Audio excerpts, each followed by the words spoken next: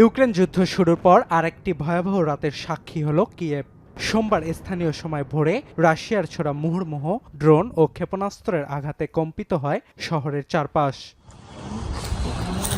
কিছু বুঝে ওঠার আগেই আগুন ধরে যায় বেশ কিছু আবাসিক ভবনে। পরে ক্ষতিগ্রস্ত ভবন থেকে বাসিন্দাদের সরিয়ে নিতে উদ্ধার অভিযানে অংশ নেয় দমকল কর্মীরা। এ সময় কয়েকজনের মরদেহ বের করে আনা হয়। তবে কিয়েভে রুশ হামলা হতে পারে এমন শঙ্কা আগে থেকেই জানান ইউক্রেনের প্রেসিডেন্ট ভলোদিমির জেলেনস্কি।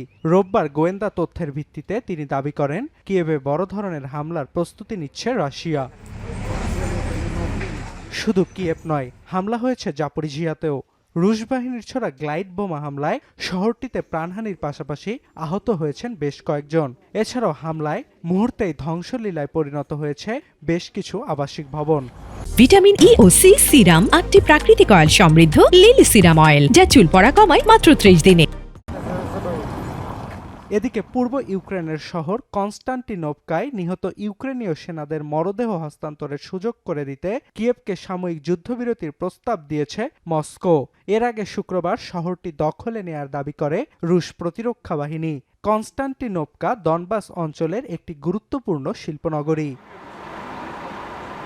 আর সংঘাতের মধ্যেই মঙ্গলবার আঙ্কারায় শুরু হতে যাচ্ছে ন্যাটোর ৩৬তম শীর্ষ সম্মেলন। এতে অংশ নেবেন মার্কিন প্রেসিডেন্ট ডোনাল্ড ট্রাম্প। 2 দিনের সম্মেলনে ইউক্রেন ইস্যুতে জোটের নেতারা কথা বলবেন বলে জানা গেছে। এছাড়াও সাইডলাইনে ট্রাম্পের সঙ্গে বৈঠকে বসতে পারেন জেলেনস্কি।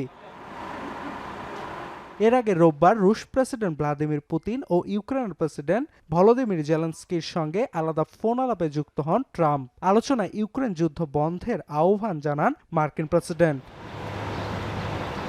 অর্ণব প্রসাদ, এখন বিশ্ব।